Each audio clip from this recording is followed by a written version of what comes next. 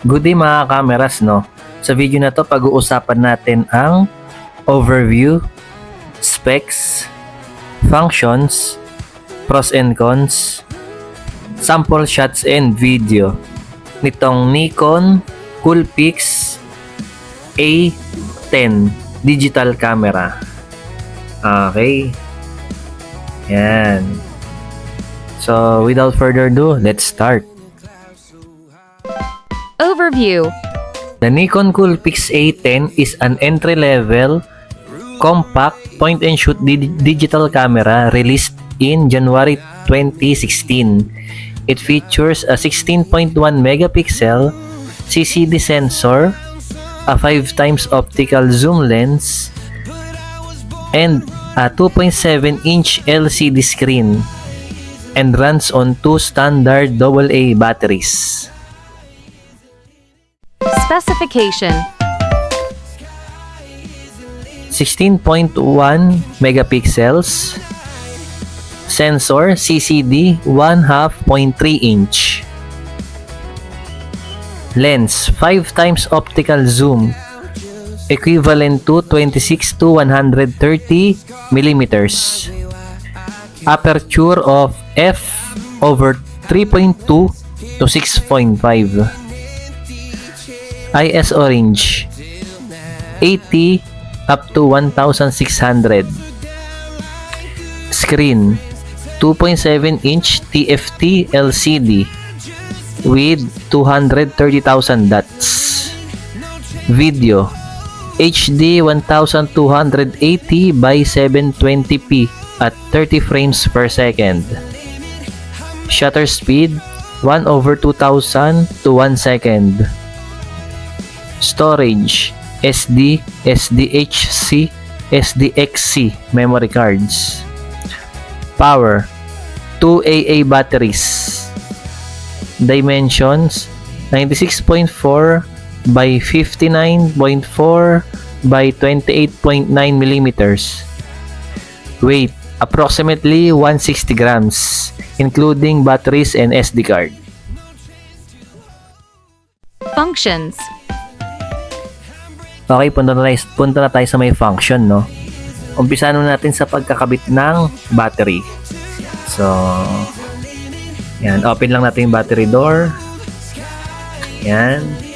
Then, insert the battery. Okay, may guide naman dun sa loob. So, down. Up. Then, insert the memory card. Yan. Kung saan nakaharap yung memory card, dun sa may LCD part siya. Yan. Tapos lock. Lock battery door. Okay. So, umpisa natin sa may power button. On and off. Yan. Tapos, pwede nyo iset yung date and time. So, laktawan na natin yan. Menu. Then, scene mode. Yan. So, umpisahan natin sa kuha muna tayo ng subject. Yan. Umpisahan muna natin sa may okay tayo sa on and off shutter button. So, ito yung shutter button niya. So, half press to focus, then press. Yan, to capture. Okay. So, half press, press. Yan, okay. Next, zoom naman tayo, no? Ito yung zoom niya. So, kalawitin niya papuntang kanan, zoom in. Pabalik naman, kaliwa, zoom out. Yan. Okay. Ito, zoom in, zoom out. Okay, so try tayo. Mag-capture, zoom in. Press. Press. Okay. Zoom out. So, next naman tayo, video button. Ito. So, click the video button. Automatic siya magre-record. Ayan, recording. So, ito yung minutes nyo, no? So, ang gamit natin is 4 gig. So, 17 minutes siya. sa 720p HD movie recording. Then, next, pinutin nyo lang ulit yung record. Wait lang. Pwede pa lang i-zoom in, zoom out, no? Habang nagre-record, pwede nyo i-zoom in, zoom out. Then, pag tapos na kayo mag-record, press lang ulit tong movie button, record button. Yun, capture na siya. So, i-next naman natin yung play button, sakto. Ito yung play button. Yan, ito na yung binidyohan natin. Click nyo lang yung okay para mag-play. May audio din siya, no? Ito yung speaker.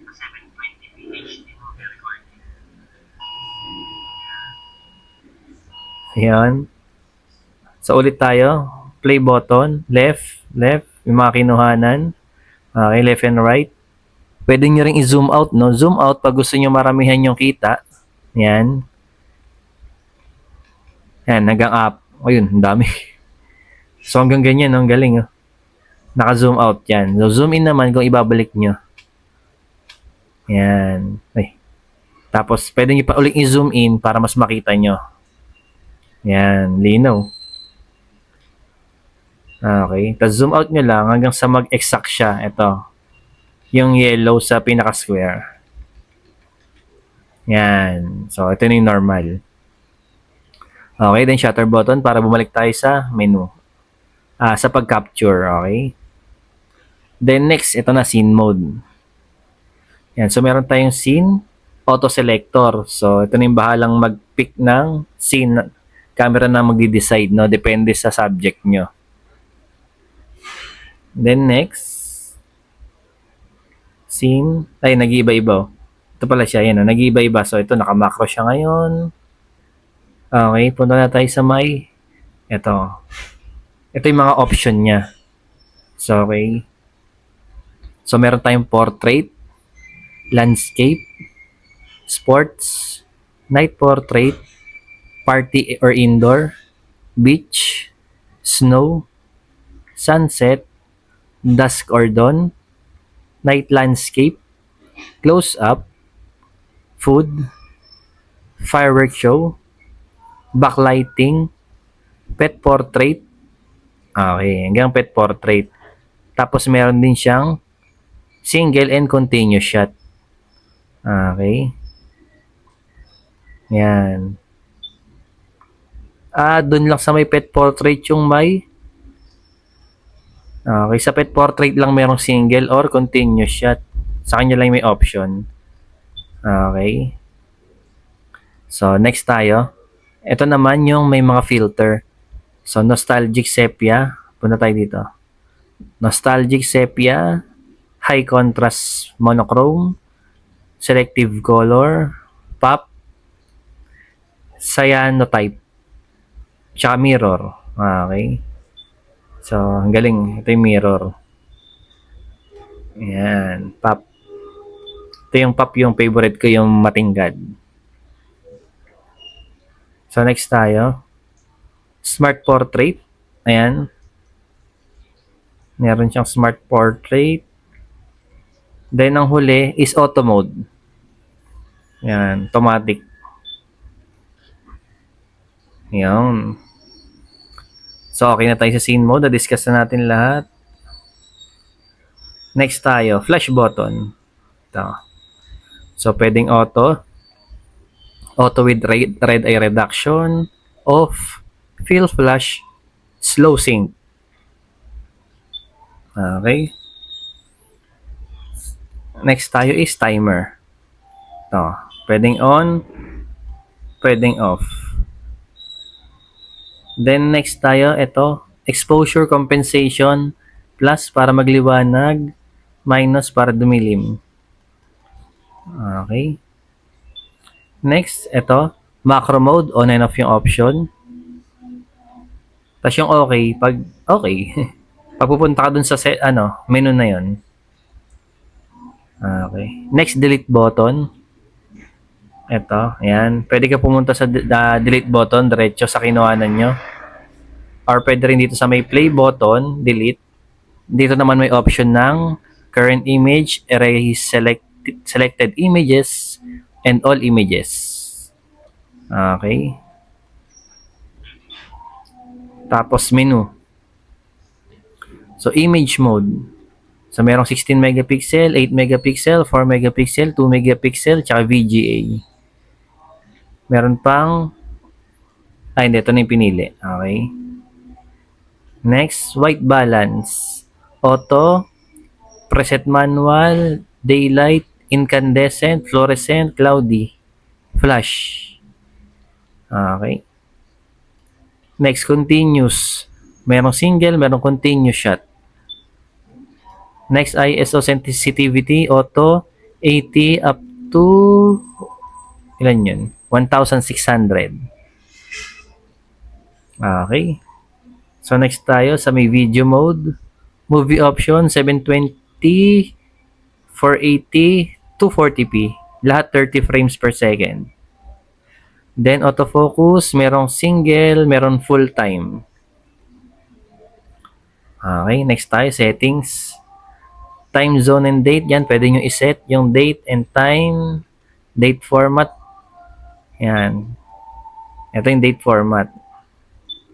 Okay. Pas tayo dyan. Yan. Tsaka yung time zone. Next, monitor setting, photo information, auto information, show information, movie frame plus auto info, framing grid plus auto info, tsaka hide info. So, dito na tayo sa may automatic. Brightness up to 5. So, ang brightness niya 1 to 5. Okay. Date stamp. Yan, pwedeng i-stamp yung date. Pwedeng date naman na may time, tsaka off. Electronic VR. So, on tayo dito. On and off lang siya. Sound setting, button sound, on and off. Shutter sound, on and off. Auto off. So, ang option, 30 seconds, 1 minute, 5 minutes, 30 minutes. Okay. Format card. Okay, pwedeng i-format dito yung memory card. No tayo. Language, English and Chinese ba to? Okay. Video mode, NSTC or PAL. Reset all. Okay, pwedeng i-reset lahat ng settings. Babalik sa original setup niya. Battery type, alkaline, Coolpix, lithium. Firmware version. Okay, di-display lang niya yung version niya.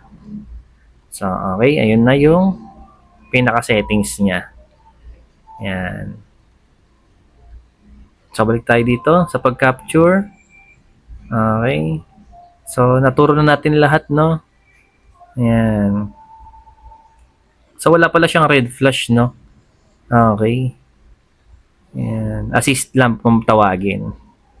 Dito sa ilalim, may kabitan ng tripod. Dito, lace. Kabitan ng lace. Okay. Yung sa kamay. So, okay. That's all the functions. Pros and cons. So, unahin natin yung pros, no? Pros. Uses cheap, easy to find AA batteries anywhere. So, yung battery nga naman nito is napakadaling hanapin kahit sa mga supermarket, 7-Eleven, Mercury Drug, meron siya, no? Very light and small body. So, napakagaan. Kahit sa bulsa kasyang-kasya. Simple point and shoot, menu, and auto modes. Okay, perfect to para sa mga kids, no? And beginner pa lang sa mga digicams. Then, handy 5 times optical zoom. So, kahit maliit siya, may capability na siya ng zoom up to 5 times. Okay. Then, next, decent macro focus for close-up shot. So, ito yun, yung macro. Yan. Decent, okay naman yung focus niya kapag malapitan. Okay. Punta naman tayo sa cons. Only has electronic digital vibration reduction, no? Wala siya yung true optical stabilization. Okay, tas limited lang yung video niya sa 720p. Okay, low resolution lang yung LCD niya, no? 2.7, maliit lang, tapos 230,000 dots lang. So, medyo malabo siya, yung screen. Then, slow processing, Okay, mabagal nga yung pag-process niya ng pag-take ng picture, especially pag may flash tsaka sa madilim. Tapos no Wi-Fi. So, hindi naman siya ganong cons, no? Kasi given naman na gantong entry-level model Digicam lang, hindi na kailangan ng Wi-Fi. Okay, puro low light performance. So, expected naman na yun sa gantong Digicam. Pero may flash naman siya, yun maganda sa kanya, no? So, yun lang ang pros and cons. Bago natin tapusin, punta muna tayo sa may Sample shots and videos.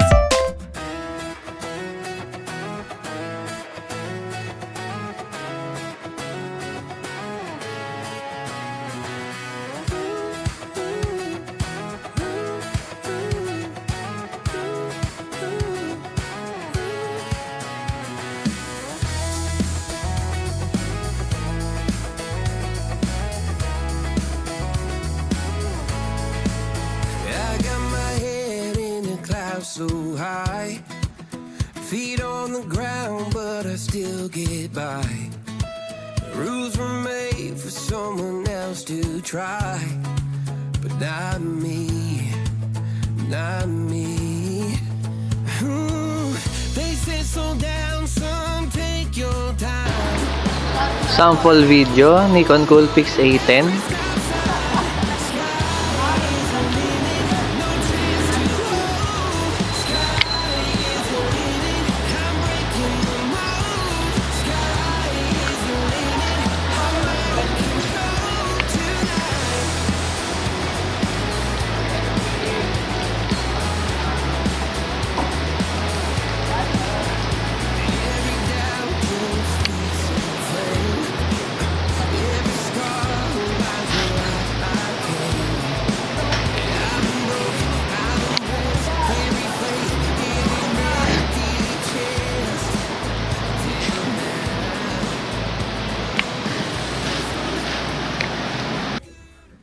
Okay, so yun lang, no? Bago ko tapusin tong video ulit, makikisuyo lang sana ng follow lang or subscribe sa channel natin na bago pa lang, no? So, i-review ko, bibigyan ko ng full detail video lahat ng digicams na nahahawakan ko, no? Para may reference yung mga beginners, no? Kung paano gumamit ng digicam and paano mag-operate and ano yung mga specs niya, no? So, sana makatulong lang tong video sa mga baguhan lang.